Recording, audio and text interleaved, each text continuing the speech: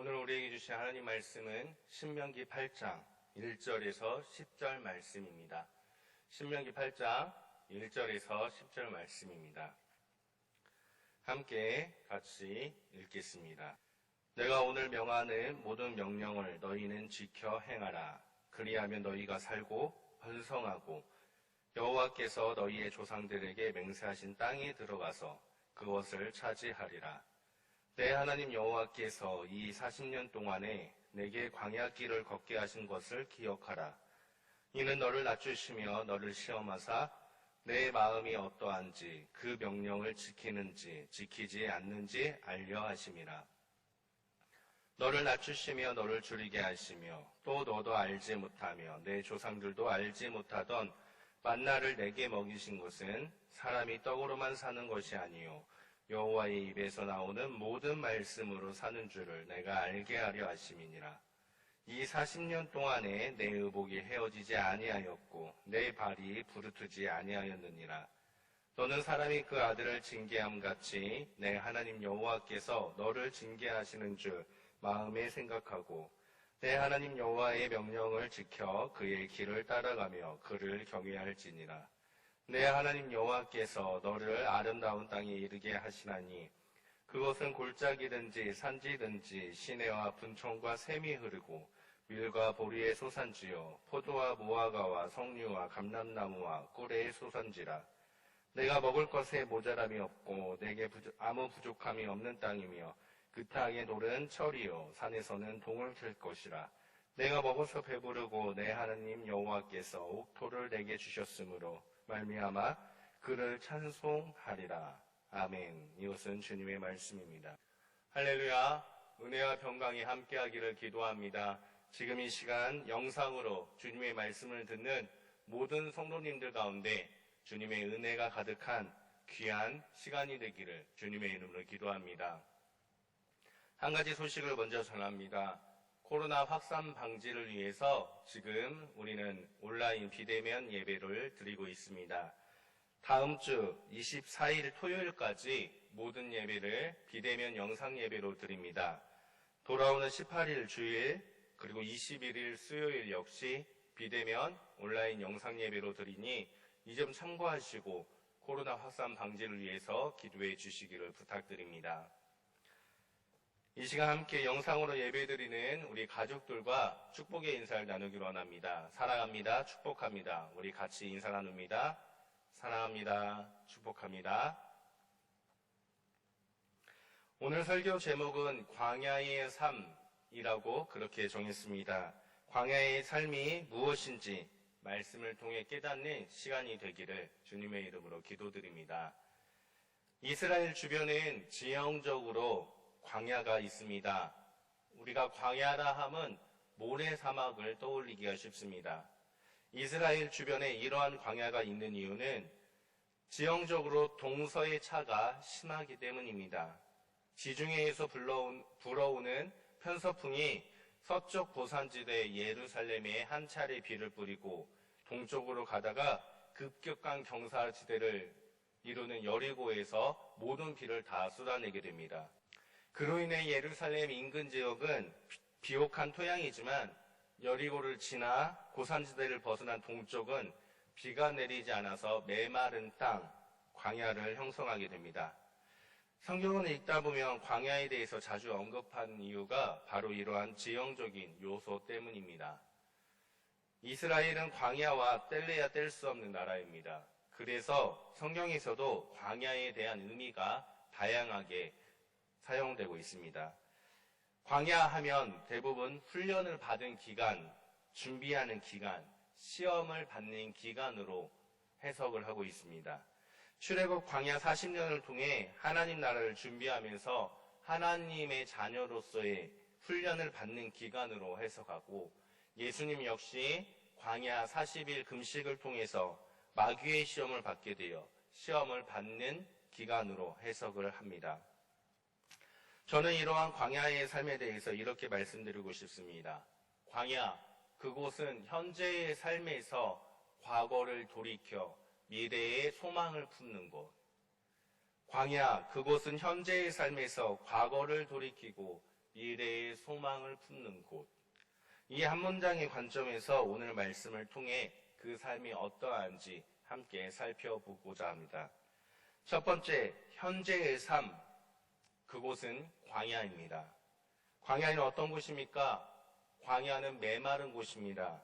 풍요롭지 않은 곳입니다. 광야에 대해서 구약을 통해 광야 40년을 살았던 이스라엘 그 모습을 통해서 광야가 어떤 곳인지 우리는 잘 알 수가 있습니다. 이스라엘 백성들이 광야에서 40년을 생활하게 된 그 배경을 먼저 살펴보면 그들이 애굽에서 고통의 노역을 할 때 하나님께 부르짖게 됩니다. 그리고 모세를 통해서 가나안 땅으로 하나님이 이끄십니다. 그러나 가나안 땅으로 가기까지 이스라엘 백성들은 광야의 삶을 살게 되고 하나님 말씀을 거역함에 따라 광야에서 40년을 생활을 하게 된 것입니다. 이들이 살았던 광야의 삶은 어떤 삶입니까? 뜨거운 햇볕 아래 먹을 것도 풍족하지 못하고 걸어야만 했던 곳이 광야입니다. 내 마음대로 가지로 못하고 하나님이 가라면 가고 멈추라면 멈추는 곳, 그곳이 광야였습니다. 집도 없고 쉴만한 곳도 없으며 여유와 문화를 누릴 수도 없던 곳, 그곳이 바로 광야였습니다. 차라리 고통의 노역을 했던 애굽에 있을 때가 더 좋았다라고 말할 정도로 광야는 아무것도 없고 아무것도 할 수 없는 그러한 곳이었습니다. 그것이 바로 이스라엘 백성들의 광야의 삶, 현재의 삶입니다. 그렇다면 우리들의 현재의 삶은 어떻습니까? 때로는 아프고 때로는 고통스러움 속에서 살아가고 있지는 않습니까? 이 세상에서 살아가면서 세상의 문화와 경쟁 속에서 살아가는 우리들, 또는 육아에 매일매일 지치고 직장에 스트레스 받고 여유도 없고 쉴 틈도 없으며 하루하루 반복되는 삶을 살아가는 우리들의 모습이 광야에서 살아가는 이스라엘 백성들의 모습과 과연 무엇이 다를까요? 우리들의 삶이 광야의 그 삶과 과연 무엇이 다를까요? 우리들의 살아가는 지금의 삶, 그곳이 바로 광야이지 않겠습니까? 두 번째, 과거의 삶을 회상하는 곳, 그곳이 바로 광야였습니다. 앞서 저는 광야, 그곳은 현재의 삶에서 과거의 삶을 돌이켜 미래의 소망을 품는 곳이라고 말씀드렸습니다.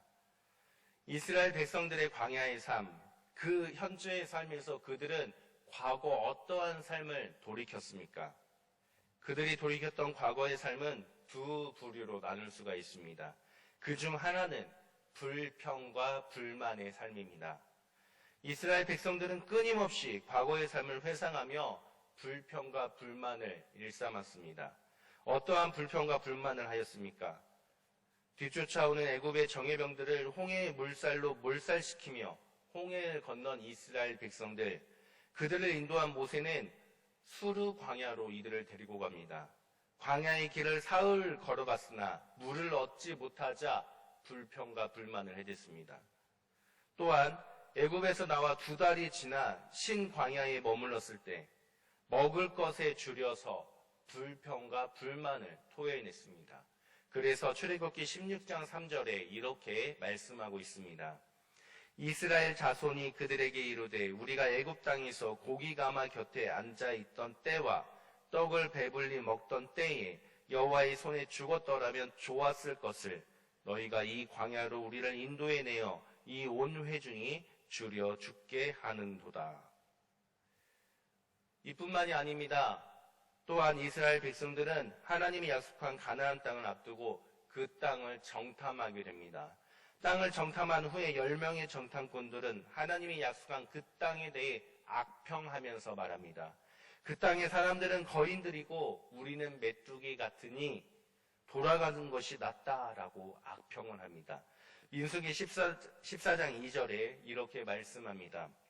이스라엘 자손이 다 모세와 아론을 원망하며 온 회중이 그들에게 이르되 우리가 애굽 땅에서 죽었거나 이 광야에서 죽었으면 좋았을 것을. 하나님이 약속한 가나안 땅으로 들어가는 것보다 차라리 애굽 땅에서 죽었거나 광야에서 죽는 것이 더 좋다라고 그렇게 말합니다. 애굽에서 구원하여 줬음에도 불구하고 이들은 과거의 고통스러운 그 삶이 오히려 더 좋았다라고 불평과 불만을 회상하는 것입니다. 이렇듯 광야의 현재의 삶에서 과거의 삶이 좋다고 불평하고 불만한 한 부류의 사람들이 있는 것입니다. 그런데 우리가 생각해 볼 것은 광야의 삶이 불평과 불만만 가득했던 삶이었을까요?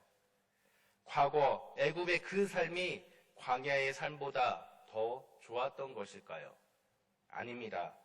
애굽에서의 삶은 노동과 고통 속의 삶이었습니다. 그래서 그들은 하나님께 부르짖었던 것입니다. 내 뜻대로 내 마음대로 할 수 없는 광야와 똑같은 삶이었습니다. 그리고 광야의 현재 그 삶은 무조건 불평과 불만만 가득한 삶이 결코 아니었습니다.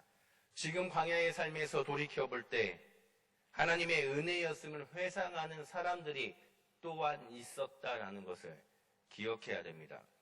그들이 돌이킨 광야의 삶은 이렇습니다. 애굽의 정예병으로부터 목숨을 구했던 삶, 먹을 것이 없고 아무것도 없는 그 광야에서 매일 만나를 먹고 고기가 필요할 때 메추라기를 먹을 수 있었던 삶, 마실 물이 필요할 때 반석에서 물이 흘러나와 물을 마실 수 있었던 삶, 그러한 삶을 회상합니다.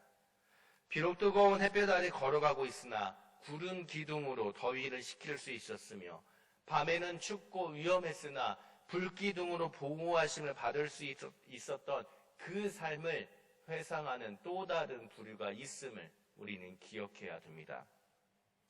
그래서 이들에게 광야는 아무것도 없었지만 그곳에서 매일매일 삶을 채워주시고 인도하시는 하나님의 은혜를 경험하고 그 은혜를 회상할 수 있는 곳이었습니다. 그리고 현재의 그 삶에서 매일매일 하나님이 주신 은혜를 회상하며 감사를 드릴 수 있는 삶이었던 것입니다. 그렇다면 우리의 삶은 어떻습니까? 우리의 현재 광야 같은 삶에서 우리는 어떠한 과거를 회상하며 살아가고 있습니까? 흔히 말하는 라떼는 말이야 라고 말하면서 과거 내가 잘 나갔던 시절, 그 시절과 현재 광야 같은 내 삶을 비교하며 원망하고 불평하고 있지는 않습니까? 지금 현재의 내 삶이 비록 아픔 가운데 고통 가운데 있다고 하나님이 주시는 은혜를 발견하지 못하고 있진 않습니까? 똑같은 삶이지만 무엇을 회상하느냐에 따라 현재의 삶을 비교할 수 있게 되는 것입니다. 현재의 삶이 고통스럽다고 과거의 때가 좋았다 불평하며 불만했던 삶, 그리고 현재의 삶이 고통스럽지만 그럼에도 불구하고 지금까지 인도하여 주신 하나님의 그 은혜를 회상하며 감사하는 삶, 사랑하는 성도님들, 무엇을 선택하시겠습니까? 그래서 오늘 본문 말씀에서 모세는 가나안 땅 입성을 앞두고 있는 상황 속에서 과거의 이스라엘을 회상하며 하나님의 행하심을 기억하라라고 말씀하고 있습니다. 오늘 본문 2절 말씀입니다. 내 하나님 여호와께서 이 40년 동안에 내게 광야길을 걷게 하신 것을 기억하라. 이는 너를 낮추시며 너를 시험하사 내 마음이 어떠한지 그 명령을 지키는지 지키지 않는지 알려 하심이라. 아멘. 모세는 하나님께서 광야 40년 길을 걷게 하신 것을 기억하라라고 말씀합니다.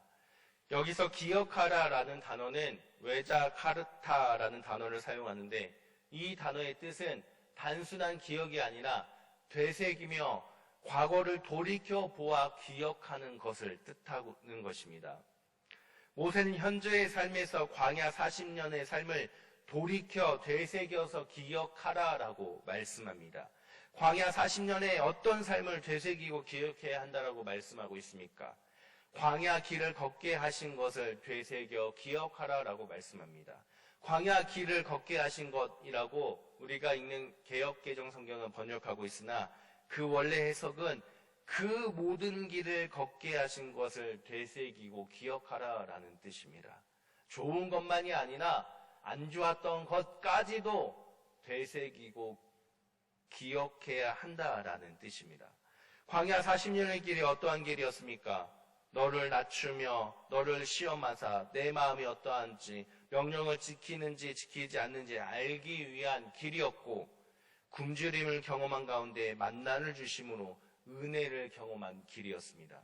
그리고 4절 말씀에 보면 이렇게 말씀합니다. 이 40년 동안에 내 의복이 헤어지지 아니하였고 내 발이 부르트지 아니하였느니라. 아멘. 의복이 헤어지지 아니함과 발이 부르트지 아니하는 하나님의 그 은혜를 경험하는 그 모든 길이 광야 40년의 길이며, 그 길과 함께한 하나님의 능력과 은혜를 되새기고 기억하라라고 모세는 말씀하고 있습니다. 사랑하는 성도님들, 광야는 현재 삶에서 우리는 불평과 불만이 아닌 라떼는 말이야 하면서 과거와 비교하는 삶이 아닌 하나님의 인도하심과 은혜를 되새기고 돌이켜 보아서 기억하는 삶입니다. 그렇기 때문에 우리도 지금까지의 삶을 이끌어 주신 하나님의 그 은혜의 모든 발걸음들을 되새기고 돌이켜 보아 그 은혜를 기억해야만 합니다. 과거에 머무는 삶이 아니라, 과거와 비교하는 삶이 아니라 주님이 주시는 그 은혜를 회상함으로써, 되새기고 기억함으로써 감사를 드리는 삶, 그 삶을 살아가는 곳이 광야임을 기억하시기를 바랍니다.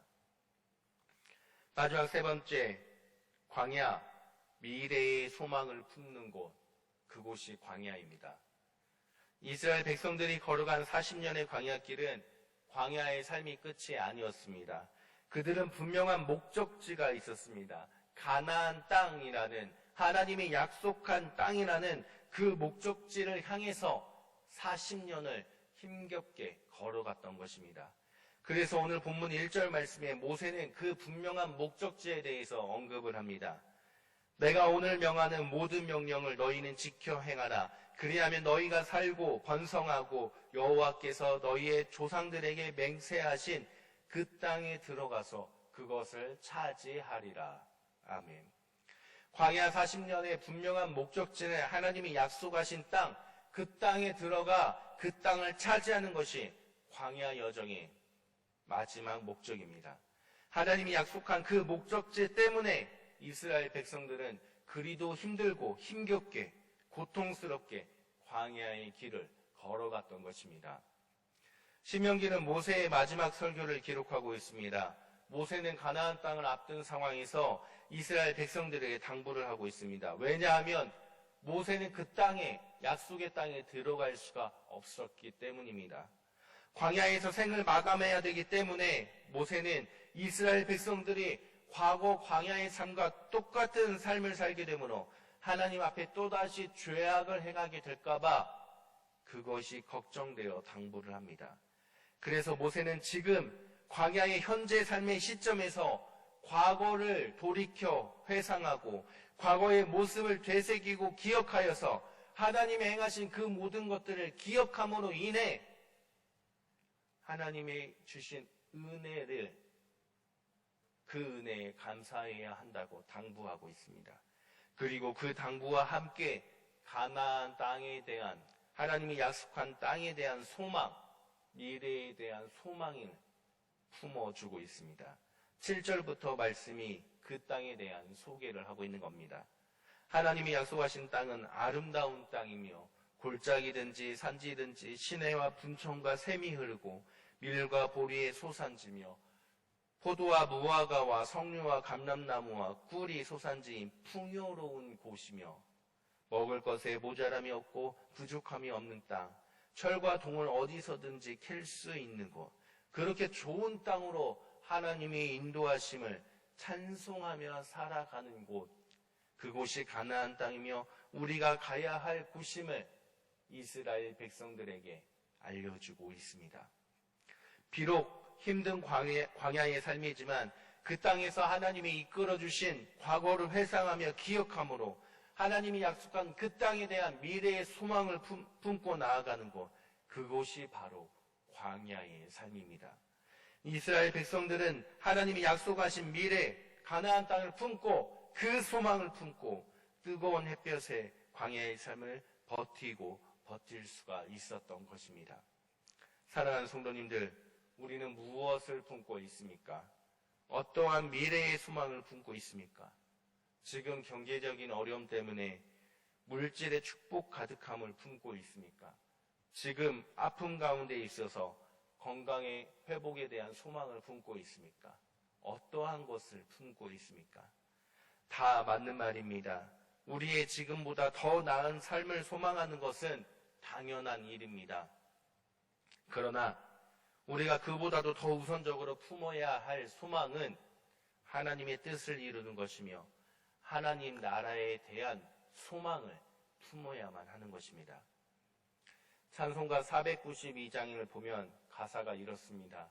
잠시 세상에 내가 살면서 항상 찬송 부르다가 날이 저물어 오라 하시면 영광 중에 나아가리. 열린 천국문 내가 들어가 세상 짐을 내려놓고 빛난 면류관 받아 쓰고서 주와 함께 길이 살리. 이 세상은 잠시 머무는 곳입니다.